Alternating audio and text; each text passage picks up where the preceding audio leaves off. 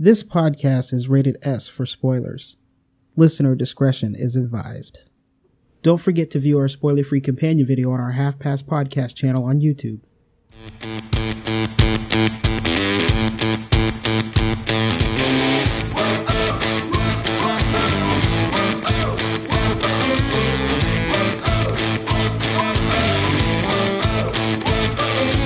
Welcome to the Half Past Podcast. This is episode 54, the movie review of Star Wars Rogue One, or Rogue One, a Star Wars story.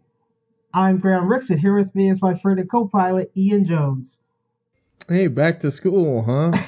Yeah. I haven't seen you in at least a year, it seems. I know. I definitely saw you last year. It's been a rough couple months, man. And I've been super busy, just absolutely out of control of my life right now. And I've been very sick, so we'll see how I do here. Yeah. It's going to be interesting. So I guess we'll just go ahead and start with the 2016 wrap-up, which other than like how was your 2016 towards the end there? Anyway. Well, it sucked. So I'm not going to lie. Yeah, it was rough for me. Really, I think losing Carrie was a huge kick in the gut. Yeah, it was. And to lose her mom, like, the next day. So bizarre. Yeah, that's something that just doesn't happen very often at all. And so it was really, really weird. And so we had, 2016, we lost a lot of celebrities. And I have the list here. And so we lost David Bowie, Right. Alan Rickman, Prince, Muhammad Ali, Anton Yelchin, Gene Wilder, George Michael, Carrie Fisher, and Debbie Reynolds. Rough year. Yeah. And the thing is a lot of these actors and these celebrities in general, these musicians and everything, they are not very old. They're like, a lot of them were like in their 50s or in their 60s, but well, I think other than like Muhammad Ali, who was much right. older and was struggling for years anyway. But Gene Wilder was up there. Yeah, Gene Wilder was up there also. But some of these other guys, they were basically in their like 50s, so it was pretty sad to see them go. And then Anton Yelchin was younger than we are, so. Yeah, and we talked about that, what a huge loss that was, because he was such a young rising star. Yes, for it to happen the way that it did too was just such a freak kind of thing. Yeah, just a freak accident, and he was definitely up and coming, and so it was really messed up. And he even was supposed to be the voice of the main character in that Troll Hunter thing that's on Netflix right now, and which is actually a pretty good watch. I've watched the first couple episodes. It's pretty entertaining. Yeah, I definitely recommend giving it a watch. It's pretty good. But then again, it has Guillermo del Toro attached to it, so Guillermo del Toro. Yeah, you know that we're huge fans of Guillermo del Toro. Do you have anything else you want to say about this? It's just been It's been a rough year, man. Yeah, well, I mean, I hate singling out anyone in particular, but the thing I would like to say about Carrie Fisher, because we're such huge Star Wars fans, is really she redefined what I think female characters could be. Yes. In stories and in film. And because she's such a good collaborator and writer, and she really helped the original trilogy, I think, in ways that most fans will never understand. Yes. Because they don't dive that far into the actual filmmaking process. Yeah. Around this time last year, you and I were raving about Rey being added to Star Wars, and I don't think we get that character if we don't have Carrie Fisher and Princess Leia coming before her. Mm-hmm. So, to know that we have these new films, and you and I grew up in a time when there were no Star Wars films. Yeah. So to have them again and know that she had more movies to make it's really unfortunate because you wonder what might have been in Yeah, episode 9 and potentially episode 10. yeah. It's definitely a disappointing occurrence to happen, and she'll definitely be missed. She and even just her all of her experience outside of Star Wars also because she was struggled with substance abuse and everything for years also, and she also helped a lot of people in that instance too. So I mean, she's Yes, yeah. yeah, Speaking out on mental illness and yes, not trying to hide from, I mean, like those are really important things. yeah, And she was never shy, when a lot of people would be embarrassed to talk about those kinds of things and raise those kinds of issues. yeah. So it was sad to see her go, but um, do you have anything else, man? No, that's it. We'll get to some more positive stuff here real quickly. Yeah, we'll definitely get to some more positive stuff here when we come back from the break here. So we'll take a quick break and then we'll get into Rogue One here.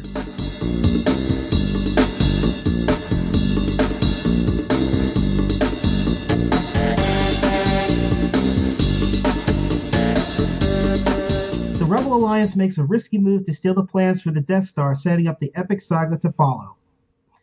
This movie is directed by Gareth Edwards, who also directed Monsters in that newer Godzilla movie. And I've actually always liked Gareth Edwards, even though he hasn't done a lot of things, but he's another one of those guys that we like where he started out as a visual effects artist. And Yeah, he's been able to direct a Star Wars movie, which is just really awesome. So it is. And when you say his name, you can't say it without sounding drunk. So, hey, what's your Gareth? Gareth Edwards. Hey, meet my friend Gareth. Oh, that's great. The movie starring Felicity Jones as Jen Erso. She was in The Invisible Woman, The Amazing Spider-Man 2, and The Theory of Everything. Diego Luna as Cassian Andor. He was in Dirty Dancing Havana Nights. Oh, sequel. yeah. Oh, yeah. Dancing. Yeah. The Terminal and Milk. And we'll have to get more into this character. I enjoyed this character throughout this movie. All right. Alan Tudyk as K2SO. He was in Serenity, Tucker and Dale versus Evil, Dodgeball, A True Underdog Story as Steve the Pirate. Do you remember that character? Steve the Pirate.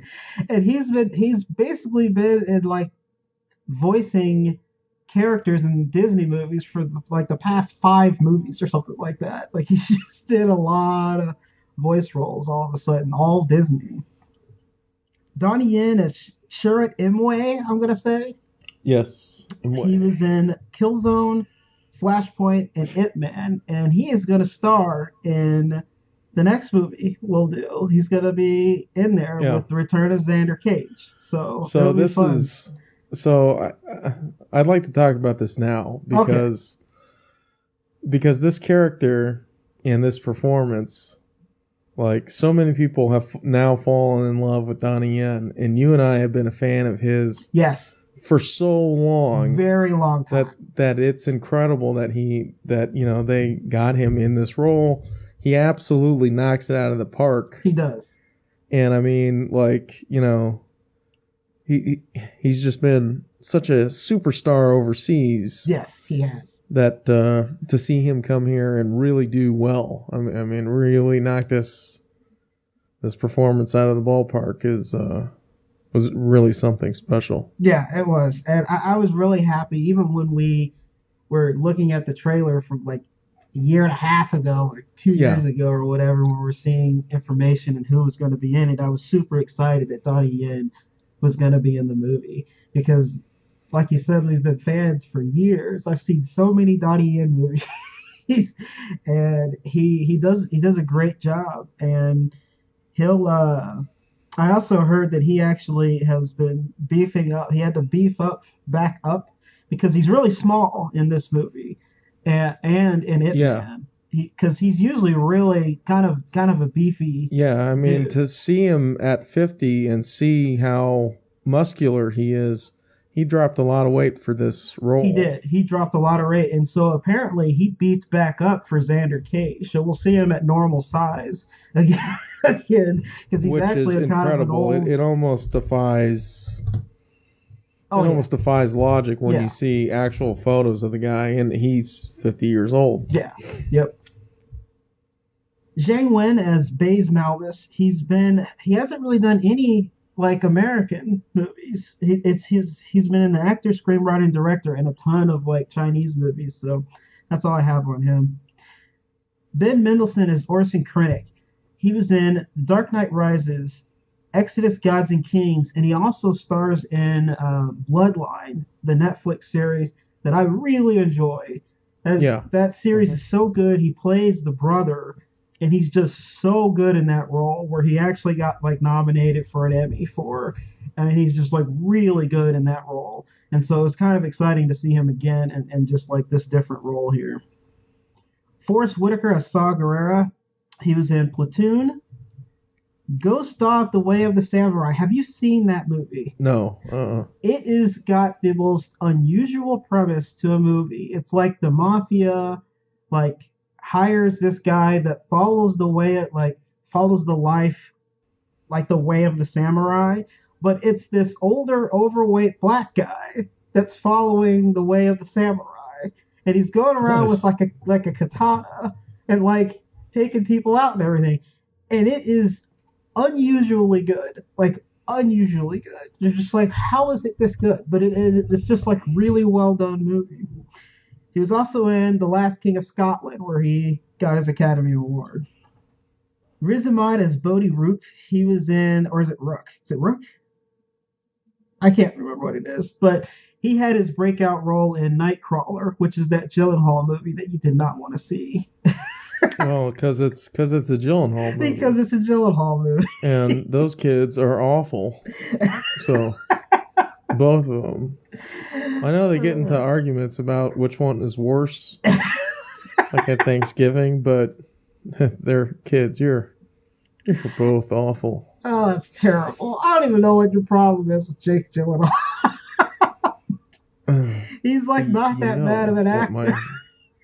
you know damn well what my problem is. All right, whatever.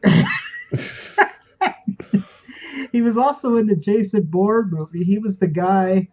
Um, he was like the guy that they tried to Jason. take out. You remember that? Like he was the head of the that IT thing, that software. Do you remember that? Oh yeah, the tech startup or whatever. Yeah, the tech start. That's what that was him. So that he was also the Jason Bourne, but he's also like a rapper. He's like a British rapper too. So it's just which like, is always fun. oh British yeah. rappers are always so much fun, aren't they? Crumpets and tea. Oh man. Crumpets and tea is what they rap about. Yeah, pretty much. It's great music. Get off my crumpets and tea. You know they're not talking about getting out guns because they run around with bowlers and that's it. I don't have those over there. Oh man. Last up here we have is Mads Mikkelsen, who is Galen Erso, who was in Casino Royale. He played Hannibal in the Hannibal TV series, and he was also in Doctor Strange, where he played Yes. Caecilius. Yep. That's all the characters, so let's go ahead and take another quick break, and then we're going to get into the meat of this Rogue One movie, and we'll have some fun. All right.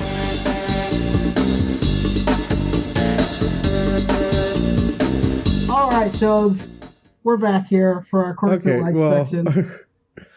So, just hang on a second. What? I went 34 years of my life not knowing that honey was bee vomit. All right. My girlfriend just recently told me that. Yeah, and I could have gone the rest of my life not needing to know that. The thing is you, like, during our break, you had to get, because you're sick and your throat's still Yes. trying to Uh-huh. recover, you had to get tea with some limited honey, which is exactly what I do when that happens. Yes. And apparently you didn't know that for years. No. Uh-uh. No. Now, had I thought about it, had I actually stopped to think about it, I could have figured it out. But it's like that scene in The Matrix where ignorance is bliss. Yeah. It's much better to not live in that crappy city of Zion. Yes. It's better to be plugged in. I'm sorry, it just is. There's a lot of things like that you just don't want to know about. It's kind of like Yeah. how like Worcestershire sauce is made. Like nobody wants to Ugh. know what that is, but it's disgusting. So I'm not even gonna talk about it. Yeah. Well, it's like I love chicken McNuggets, but I don't want to know how they're made. I just want the damn. I just want the damn 20 piece. Yeah, right. All right. So I like how you had to get that off your chest because of the I break. did. Yeah. I did. I just had to put a bunch of raw honey into my tea here. Absolutely And, ridiculous. yeah. All right, so let's get into the quirks and likes section, and we'll start with my quirks as usual. So, Sorry, go ahead. the first thing I have to say, and this is something that we discussed even on an earlier podcast when we were talking about the trailer, is you kind of like knew they were all going to die, like Yes. like right off the bat. It's not really mentioned that much in episode 4, and also just the way the trailers were and just how everything it was, you just knew like it was a true suicide mission that they all weren't going to survive. Correct. Yeah. And the only thing that I got caught off guard about it was I didn't realize that they would send the whole damn fleet there too. Like they said, everybody was there. And so they lost a huge portion, which makes a lot more sense when you watch episode 4, because they lost a lot of ships in the process. So Right. that was we all knew that they were all going to die in the mission, but I wasn't really thinking about how they would lose so many ships in the process. It changes the way you look at A New Hope. It does. It really does. And it also explains why, like the U-wings, which is a really cool ship, by the way, that I enjoyed that they added the U-wing in there, but it also explains why they're not there. So they were able to add a new ship in, but that fleet got destroyed. There weren't any U-wings left anyway. So it's like one of those things. Right, yeah. The Blue Squadron gets eliminated. Yes. We know that Gold Squad gets pretty much eliminated in days later when A New Hope takes place. Yep. So they were definitely limping through for sure. through the original trilogy easily. And you definitely get that feeling through those movies, but I never really put two and two together with having like one that we see Rogue One, and you're like, oh well, geez, they lost a lot of ships in that process. They didn't all get the hyperspace out of there, so it was pretty interesting. I have to ask you a question about this, and Sure. the Vader scene, the very first Vader scene, because you only see him twice. You see him like kind of at the end, and then you see him where he's introduced, where he's talking to Krennic. I had a problem with this scene, and the reason why I had a problem with this scene is because everything about Vader just seemed off. Even the way he was walking, so he doesn't have the really foreboding walk or whatever when he comes in. He has this almost like John Wayne like strut, which is kind of strange, but it just didn't seem quite right. And then when you look at the costume, I'm sure Vader has more than one suit, but like it was not like what you remember. Like the neck was bigger, Okay. and it just looked like really weird. For starters, the actor they cast is bigger than the original guy. Yes, and He's that was much my more assumption. muscular. Yeah, that was my The assumption. armor looks different. Yes, so that was my assumption, is that because they didn't use the original guy, they used a new guy that they probably they had to alter everything to make it work. Yeah, Um, and Go ahead. sorry. No, Okay. go ahead. Well, it's just I think in the first scene, it really looks different because of the way that they have his cape. You think it's the They cape that's the problem? it is because the cape is usually a bit looser around the shoulders. They had it tight right underneath the neck so that you don't even see the chain. So it becomes apparent that Darth Vader's shoulders are all of a sudden much bigger. Hmm. I And don't that's think I because the noticed that. actor is much bigger. But I don't think I noticed because they that. had the cape up so high in that original scene, and I think they just went with it probably because it was the better performance. Probably. That's usually I what mean, one of happens the when they things do that that. I noticed was that in high def, really seeing Darth Vader in high definition for the first time, throwing out Revenge of the Sith, Yes. his mask, in particular, his lenses are incredibly creepy Oh when yeah. he moves around. Oh yeah. And I mean, that's just something that I don't remember quite. It just doesn't come off that way when you're watching at home, for sure. No, it doesn't. So I mean, I kind of look past the fact that obviously this is a much larger actor, and it made me think that maybe he's going to appear in other movies, Hmm.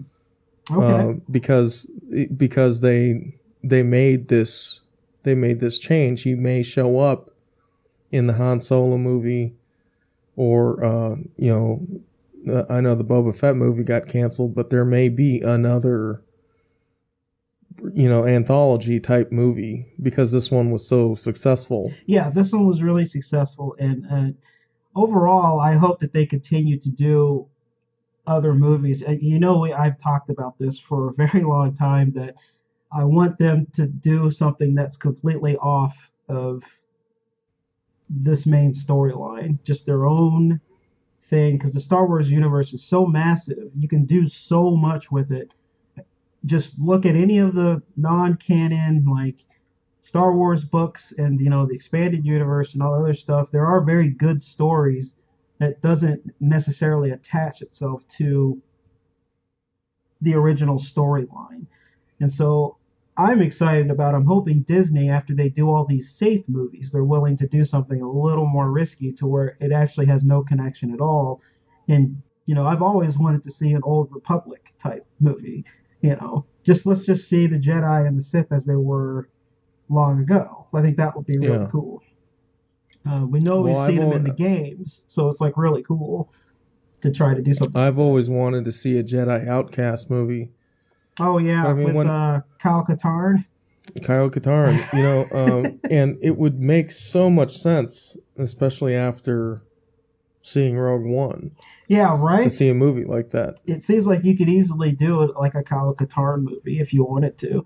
And the thing that I thought was interesting about even just Jen Urso is Jen Urso kind of reminds you of what was her name, Jaina Orso or something like that in the Jedi Knight series, the Dark Forces series.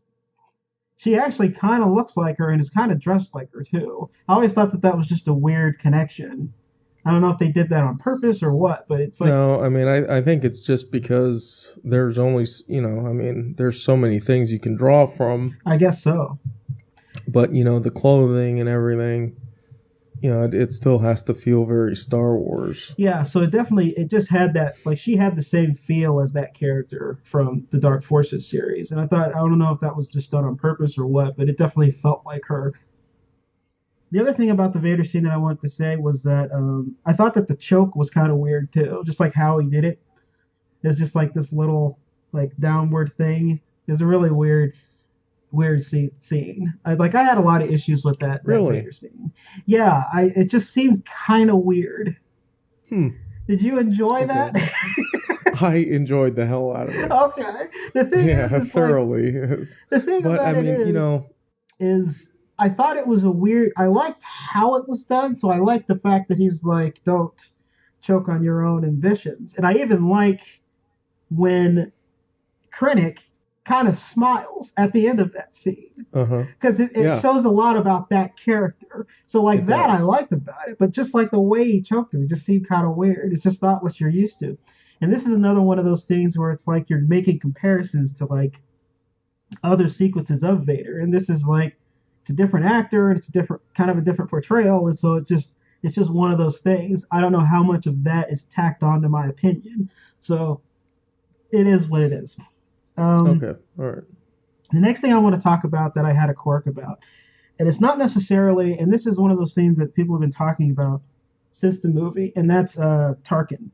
Um, Okay. the thing about Tarkin is it's obviously very well done. Peter Cushing is a very distinguished looking. He has a very specific look to him, and so that would even make it even harder for them to portray this. My biggest issue though was not necessarily the complaints that everybody's having on it, where it looks unnatural and so on and so forth. It was more of actually when he walked, and when he walked, it just seemed off, and that's because they had an actor there that was trying to portray him that they didn't have a whole lot of footage of him walking. Like you didn't see like the same boots or anything like that he was walking. And then they digitally put the face on him. And I feel like that just every time he made like a turn or he walked back and forth, it was kind of a weird, it just felt weird about that scene. But everything else didn't bother me as much as what everybody else is saying. I almost feel like they should have done a few more scenes with like because when he first starts, it's kind of like a shot of him with a reflection of him, Yeah. which I think was a very creative way to like still have it, but not make people feel really like unnerved about it. So it almost seemed like it was better for them to do a little more tricky shots like that and have less head-on shots of him. But it is what it is, and it's not really that bad of a deal for me. I just thought it was just a little weird when it comes to the actual walking motion. It just seemed awkward. So I don't know Well, how you felt I about think that. that's sort of the issue when you start getting into to motion captioning Yes. people walking Yes. as opposed to animating, and that's the biggest issue from a visual effects standpoint, from an animation standpoint. There is something about capturing someone walking and using that actual data on your Yes. character that is unnatural. And that is because animation, when it's at its best, you can't tell what it is, but it's got a little bit of exaggeration Yes, it does. to it. And it helps sell everything. And that's been the way from, the very first Iwerks Mickey Mouse cartoon. Yes. It's always been that way. Yeah. I really liked Tarkin, and I thought that they kept him in the shadows enough They did do a lot to of that, where but there was a I lot thought of that was a really good. I thought that was a good way of handling it, and we'll yes. get into this later because we do have a question about this Yeah, we can from a talk more in listener. depth about it Sure, later. yeah, but in comparison to like the Leia scene. So, all right, we will get into that later. Yeah, we will get into that later. I do enjoy the fact that they did, like I said, with like the reflections and having the darker scenes. It was a creative way for them to do it. So I enjoyed those scenes. It was specifically the ones that weren't that was kind of like off. The only other quirk I have, and then we'll get on to yours, is the Leia ending at the end. It was just it ends with her saying hope, which is appropriate but really cheesy. And so I for agree. me, it's a true quirk. It's not something I hated because it's appropriate, but then it's like really cheesy ending to the movie, and it just is This what it is is. one of those. This is one of those things, though, where if you were to watch, let's say that Rogue One was the very first movie, and there weren't any of the other movies, Yes, Rogue One would have been an absolute kick to the gut, yes, and it was. It was even now, even knowing what happens. yes, So the idea that A New Hope would be a sequel, and that you would get Luke Skywalker and Princess Leia and Han Solo and Chewie and the Millennium Falcon yeah, I mean, what a different tone. Oh yeah. I mean, what a I mean, that's a total. I mean, that's such a big retribution for this crew who, throughout the movie, I mean, they all start figuring out that no one's leaving Yes. alive, Yeah. and that they just have to get the mission done. Mm-hmm. I mean, emotionally, that's a terrible thing. Yeah. And that's a terrible thing to realize in the audience, too, even though going in that they can't make it out alive. Yes. So, I mean, I guess that's the only thing I would say about it. I do agree that that's a cheesy last line, Yes. but because this is a companion movie, I think it really changes the way that I look at A New Hope, the original Star Wars. You know what? I think so too. I really, and that's again, that's one of the things that we'll probably talk about later, because that was kind of a like that I had about this movie. So that's all my quirks. What do you got? I think the biggest quirk about this has to be all of the missing footage. There's an entire there are so many trailers for this, and the reason being, if Rogue One failed, they probably weren't going to do any more of these anthology movies. It was going to end with the Han Solo one. Yeah. So there was a lot riding on this. It had to be successful. Yes. And it has been. But if you look at all these different trailers, there's a vastly different ending to this movie. And kind of towards the end, there were reshoots, and there was no way for the studio to hide it. It became public knowledge. Yes. That there were massive reshoots. The reason being, the filmmakers, Gareth Edwards, did not believe Disney was going to allow him to kill these characters off.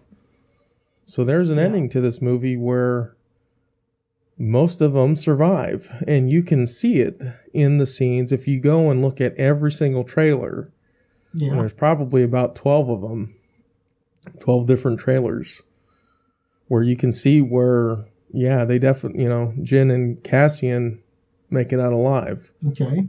Where the director is, seeing his career come to an end, but maybe not necessarily his life. Yes. So there's a vastly different ending to this movie, and I'm glad that they went in and gave it the ending it deserved. But I think the biggest thing for me is all these missing scenes. There is a lot of missing scenes. When you look at the trailers, there's so many scenes that are just not in the movie, which happens, but in this one in particular, it's a lot. It's like almost like Fantastic Four level of missing things. And right. The difference is they actually reshot and made it coherent. And made it better. Yeah, I made the movie better. As opposed to Fantastic Four, which is just missing footage, and you can tell that they just pieced it together the best they could and then moved on. I definitely think that that's a major, weird thing, but that's one of those things where, had we not seen any of the trailers and then you just came into the movie, you probably wouldn't have noticed. You would never know. Right. And reshoots are a part of any movie. Yes, but it happens. I think there was significant work done to the ending of this thing, to the ending of this movie. This creature, Boar Gullet, the telepathic creature that Saw Gerrera has. Yes. There's, it's so damn creepy. Here's the thing. I like that they don't explain what the hell it is. No, they don't. Really. We've never seen anything like it in a Star Wars movie. No. And they treat it like, hey, the audience should be smart enough to figure out that they're in Jeddah City. Saw Gerrera rescued this thing from a temple. Yes. This was a creature belonging to the Jedi. It's Force sensitive. They don't need to explain any of that to me. But what a creepy thing. Sorry. For the Jedi to have. I'm going to write this down. I'm going to take it out. 4713. I saw the movie 3 times, and each time I was like, damn, I couldn't get over this scene with this creature that, just everyone's like, okay, Yep. why not? That's great. The other thing, and then I'll kick it over to you. Okay.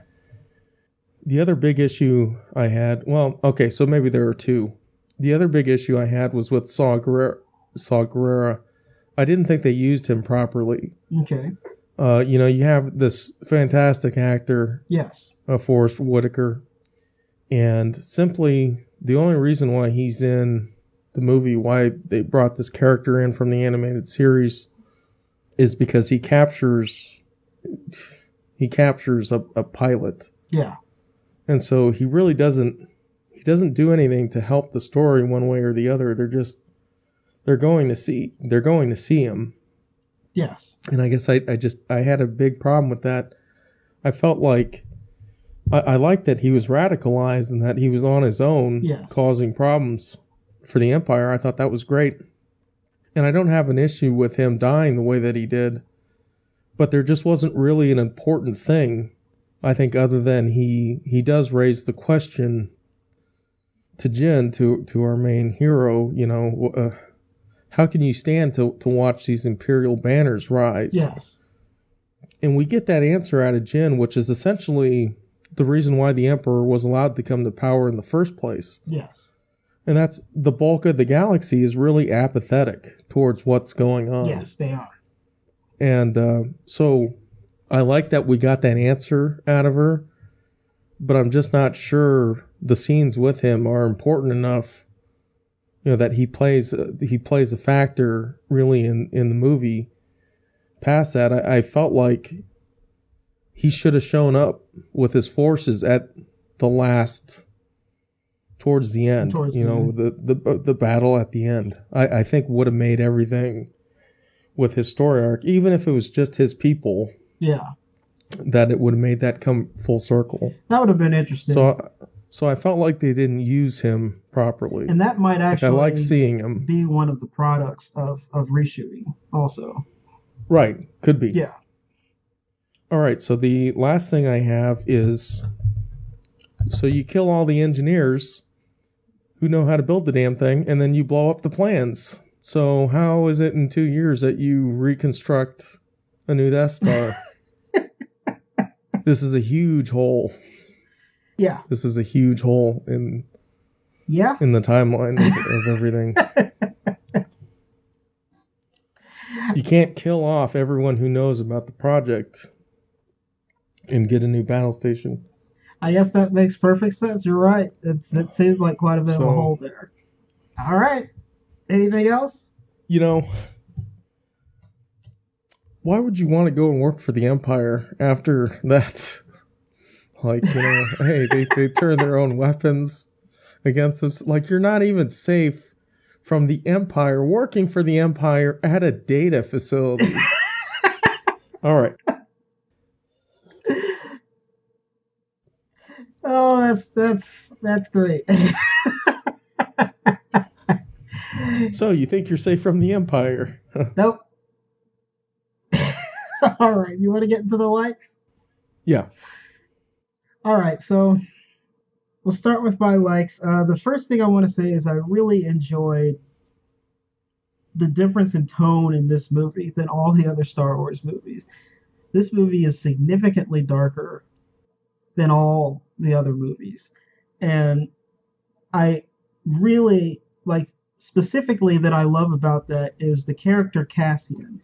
Cassian, when that character is introduced, he works for the rebellion, but when he's introduced, he basically just eliminates an informant, immediately. A friend, yeah. Yeah. A friend and an informant, immediately. He just kills him. And so you get a lot about that character, and there's this progression with that character throughout the whole movie, including the others like him towards the end, where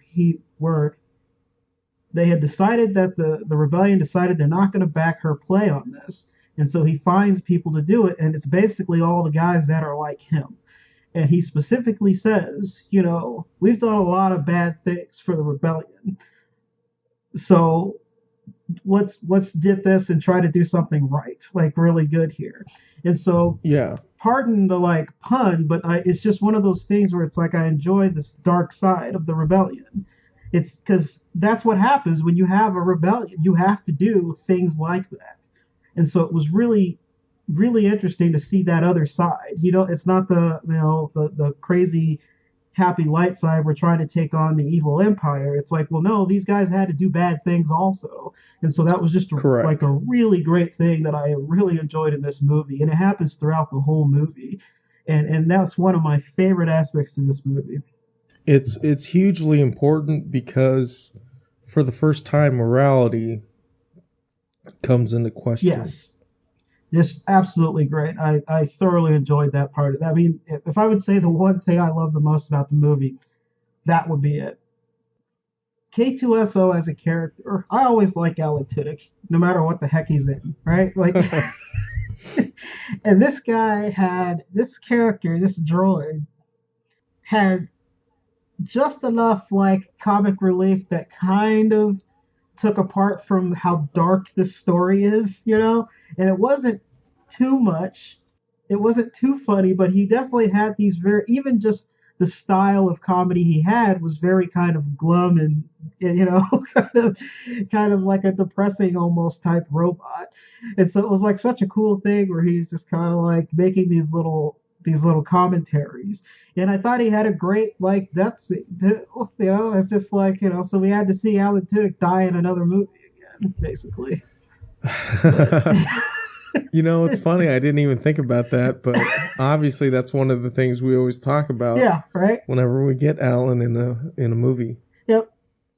I said this earlier because it just kind of naturally came up, but I really enjoyed the fact that the connection between A New Hope when they have like the fleet, them sending the entire fleet to try to go ahead and back her play on this, and them losing a lot of ships, and even like a frigate, like like they lost a lot of stuff that that really that really just showed how desperate they were by the time you get to A New Hope. And I thought that that was just really good, and that was a surprise to me.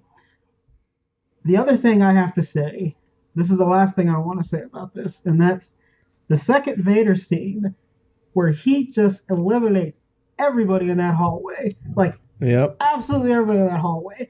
It that is the first time that you see Vader and see why he's so freaking terrifying.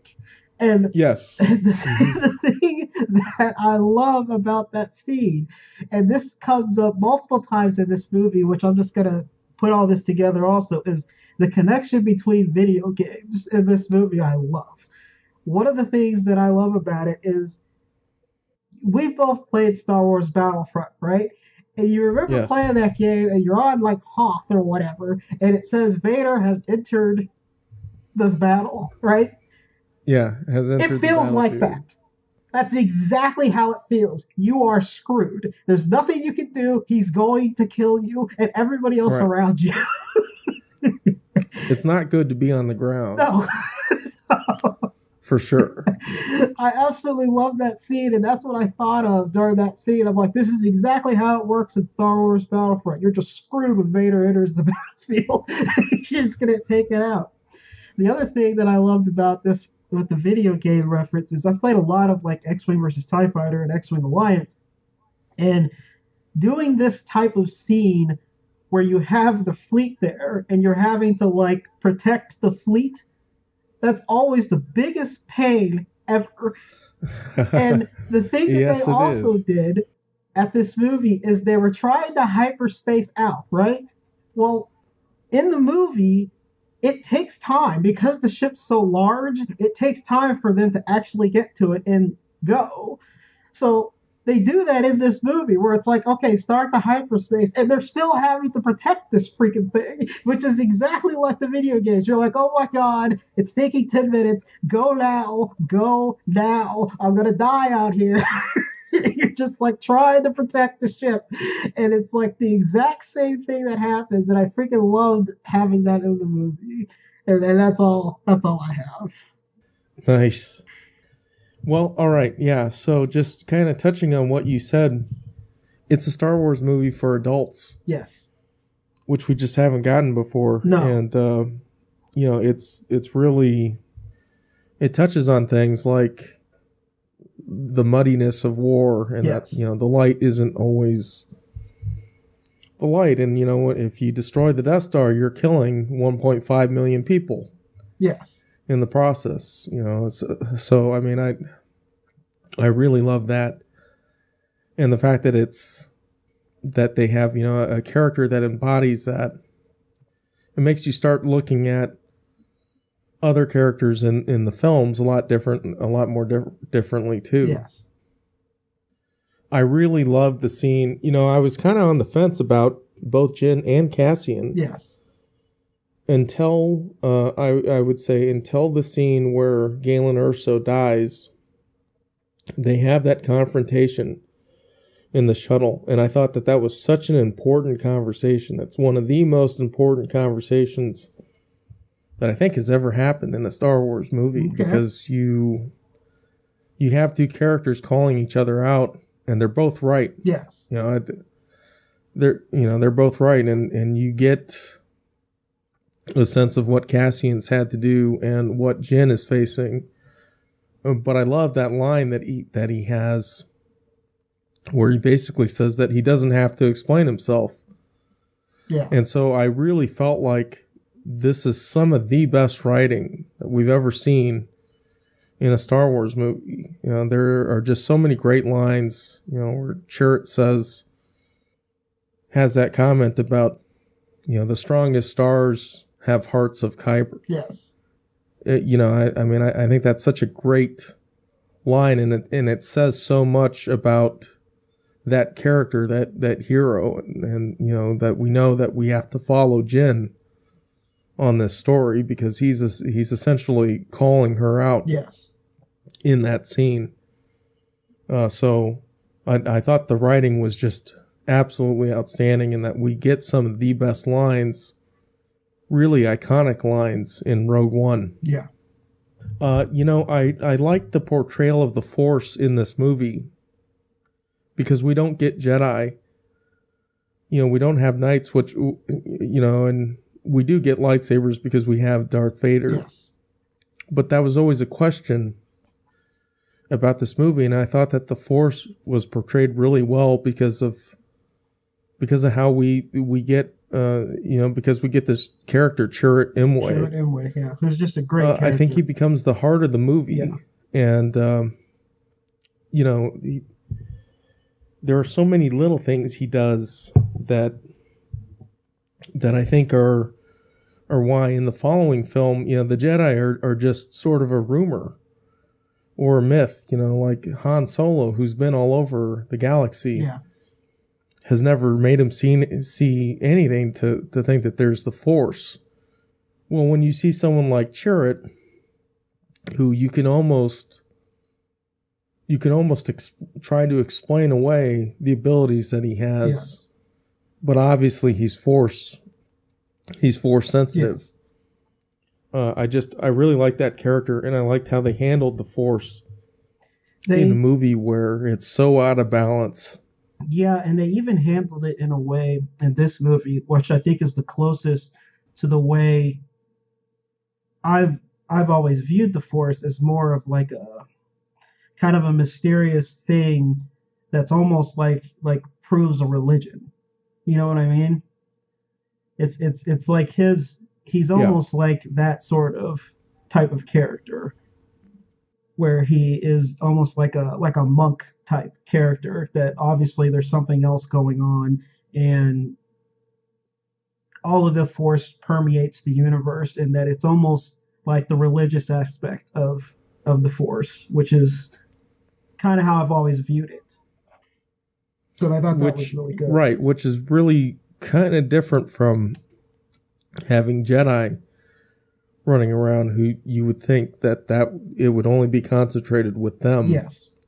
But the fact that there are other people in the galaxy, and I'm going to say like Padme, like Princess Leia, like Chirrut, who do have these abilities. Yeah. And and even the guy protecting him, I mean, those two were protectors of the temple. But I mean, the guy watching his back, Baze Malbus, they don't really get into it a whole lot. But I like that,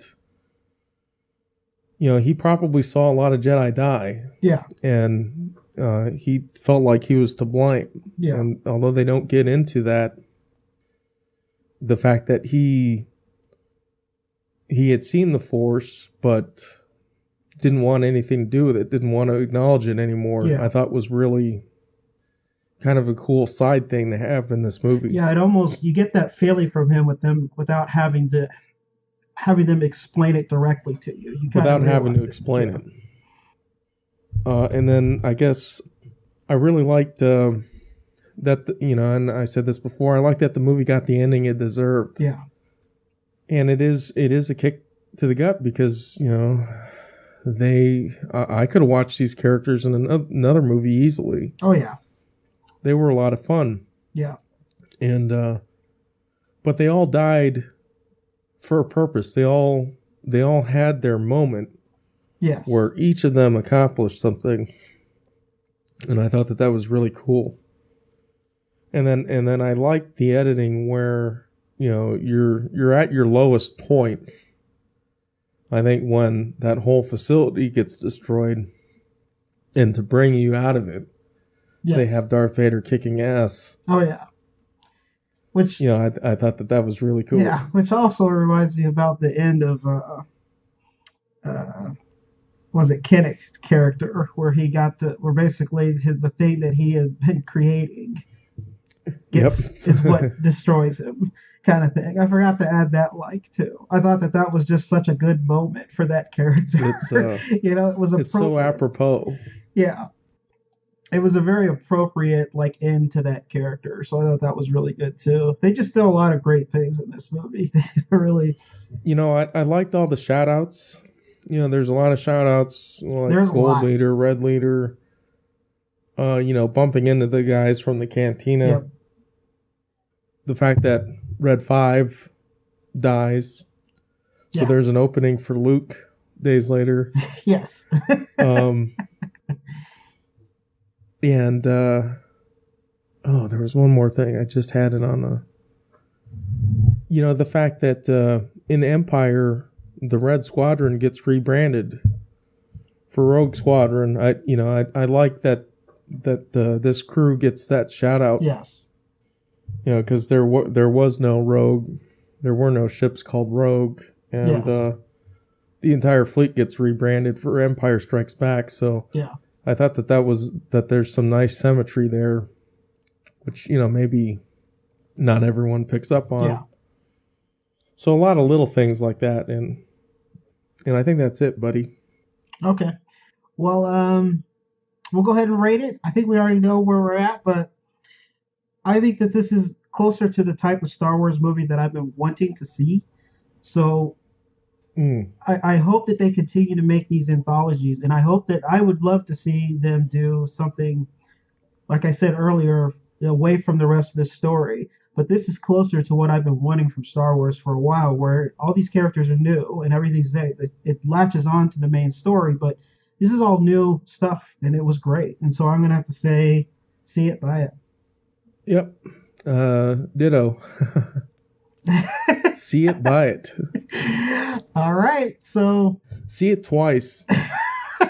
See it 3 times. See it 3 times like I did. All right, Joe. So, usually this is the time period where we sign out. But we have emails and a little bit of a news thing that came up during this long break. Yes.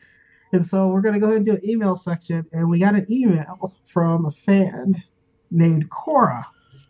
So let me read this email, Jones. All right. So here's the email from Cora.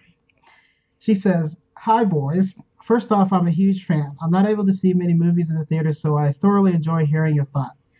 They help me decide which movies I need to look for when they come out on DVD. Thanks for that. Okay, I have a couple of questions. First question, what did Josh Gad ever do to you? I want a list of 5 things you can't stand about him, please." which is Nice. God damn it. which is Yep. absolutely hilarious. And Okay. the thing about Josh Gad is The thing about Josh Gad. he is just everything he's in. He's just terrible. Like even like the only time I can accept Josh Gad is Don't as say a it. snowman, and even then, Nope. Nope. Even then, the heck it could out have of been it. anyone. I don't It even could have know if been I can. anyone voicing that character. It could have been Peter Dinklage.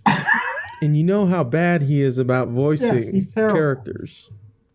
He's the Yeah, worst. he's bad. I love that man. I love that actor. He's good in so many other things, but whenever he has to voice something, I mean, he's been recast before.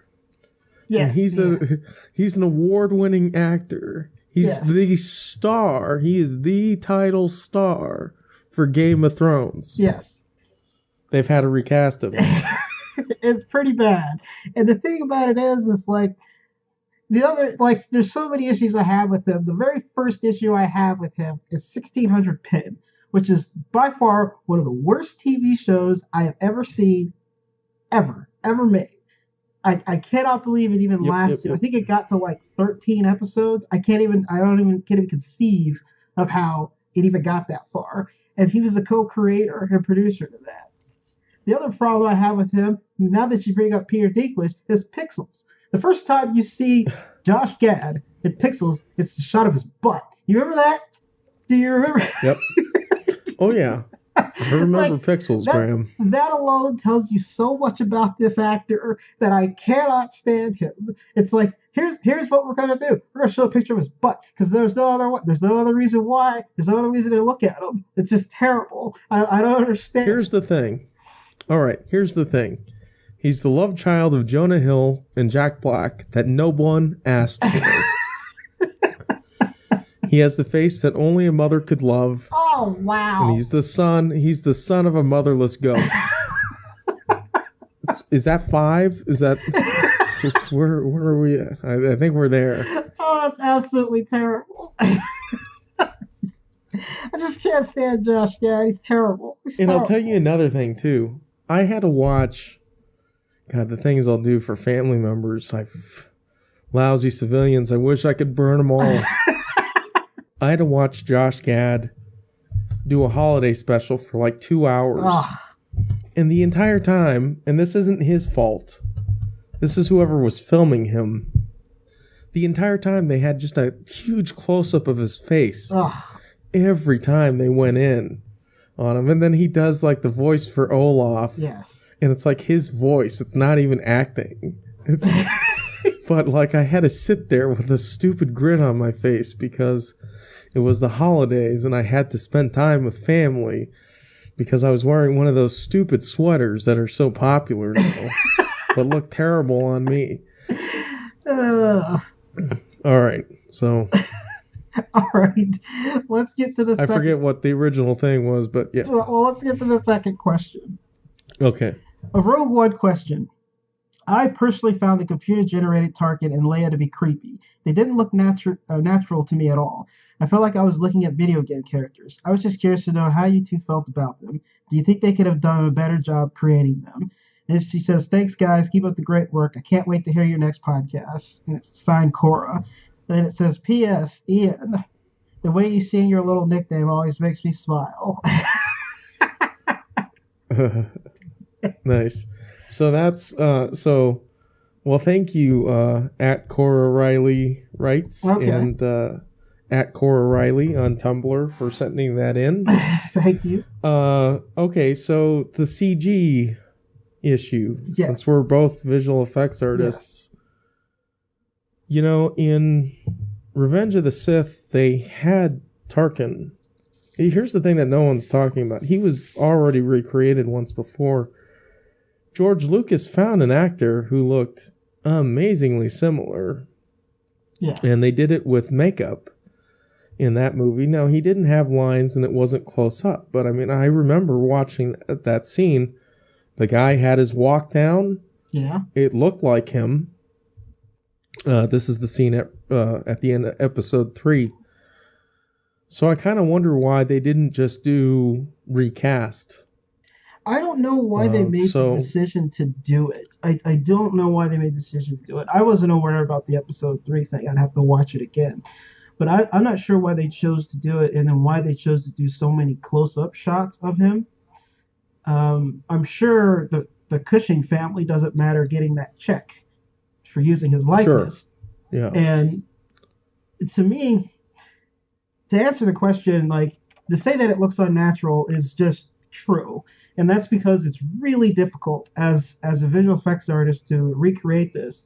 And the thing that's so weird about it is it's really close. Like it's eerily close, which is probably a part of the problem. It's almost too perfect for for that portrayal.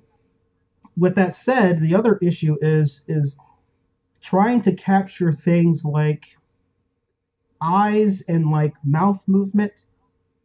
When you do that, it's extremely hard. There's so many little micro animations that are happening or just micro reactions that are happening when you talk or when you look around or whatever you do. And when they capture those faces, there's not that many dots on the face.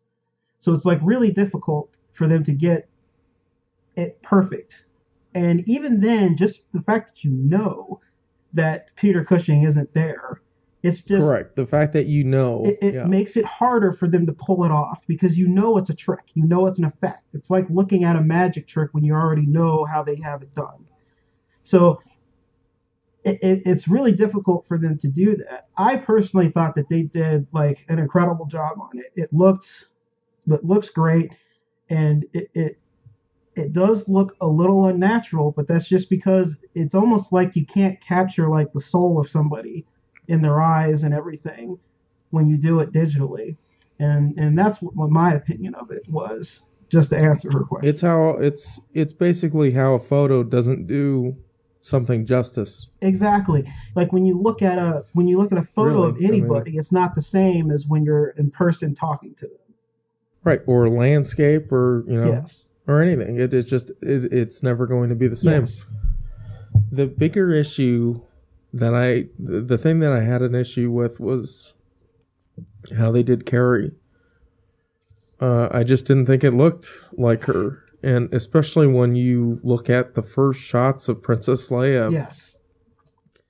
in the next movie, and Gareth Edwards said that, Carrie Fisher signed off on it. Well, of course she did. Yes. She probably didn't You are care a dead whole lot on. about it, to be honest. So, and the issue there that they're up against is they don't have her in the dark. They have her in the They have her in the light, light, where she yes. belongs. She's part of the hope for the next movie. Luke Skywalker is a new hope, Yes. but I mean, she's one of those characters that is going to be the thing that makes it better. Yes. That vindicates, that makes Rogue One's sacrifice Yeah. truly worth it. That you get these new characters and they get to live and continue fighting. So the fact that she's in the light and they get so close to her face. Yes. In comparison, when you look at the first shots of her in the next movie, it just doesn't look right. No. It's just not even the same face, really. I would have to agree.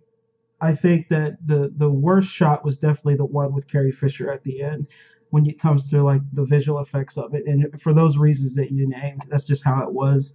So I think personally they did the best that they could do. And that's where we're at with technology and animation at this point. And we're talking about slaving away. Oh yeah. People seem to think that because things are done on computer that they're easier, or that for some reason there's less integrity Yes. than an actual physical model, and it's all the same. It is. Skill sets. Even the techniques we're are the talking same. about fine arts. The techniques are exactly the same. The techniques are the same way. The only difference is the computer is a tool instead of a paintbrush you're using. Instead of a paintbrush and a canvas. Yeah. So it's the same tools and it's the same these are skill set. Yeah. Yeah, but I think you're right on the money. That it's tough because we know what she looks like. Yes. And we have reference for what she looks like. Yes. All right. Any more else on this email there? No, but thank you for the question. Thank you for the question, two Cora. really good ones.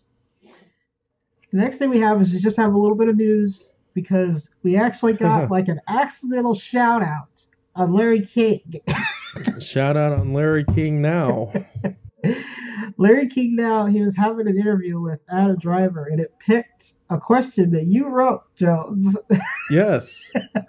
Half Past Podcast. At Half Past Podcast. It was such a cool thing to see that happen. I remember when you were texting me, you're like, dude, this is happening. And I'm like, what are you talking about? And so me going back and actually listening to the interview. He just gave us a shout out on the show. Yeah.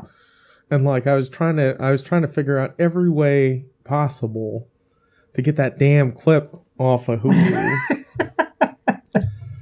So, I started the free trial and everything and captured it. Nice. Because I about fell out of my chair when he said this next question is from the Half Past Podcast. Yep. And I worded it so carefully because Adam Driver, as well as the other actors, but, he's probably the most popular one. Yeah. He's been getting bombarded with questions about the next movie. Yes. And his answers have always been, well, it happens. Yes. Or they're still at war. Yeah. Like really vague, kind of funny answers, but he can't talk about them. Can't. So, to get him to sort of vaguely say that it's about humanity and that, both sides think they're right, but they really aren't. That's a cool thing because even earlier in that interview, Larry King was trying to get him to talk about the movie. Yes, he was. And he just was not saying anything at all. No. So, this was at the end of the interview after about, a 35-minute interview when this finally came up. And I just was really thrilled. And, of course, to hear Larry King say our name is great. Yeah, that was great. Right? It's... I don't know. I'm still geeking out about it. It was really cool to hear Larry King say at Half Past Podcast. And it was pretty good. All right, so this is a long one, Joe. So let's go ahead and sign out. If anybody wants to contact us, we always have our home on the web at halfpastpodcast.com. Like us on Facebook. Rate us on iTunes and Google Play. We're on Stitcher and Libsyn. Email us at halfpastcast@gmail.com. That's halfpastcast@gmail.com. Tweet us, because, yeah, that worked out pretty well recently. Right? At Half Past Podcast. Thank you for listening, and thank you for your support. Next week, we're going to go ahead and do Triple X3, The Return of Xander Cage, which should be a real fun Because review. we have to. Because we have to. Because we have to. It's just going to be so great for us to talk about. Not the movie itself, but it's going to be really entertaining. Oh, yeah. It's like, a car accident that you get to watch it unfold and from like multiple camera angles. I guess that doesn't really happen in real life, but say it did. Then you gather everyone around the campfire. Yep. Talk about this car accident where zombies showed up. And, yeah. You gotta take off zombie heads. Nice. Something like that.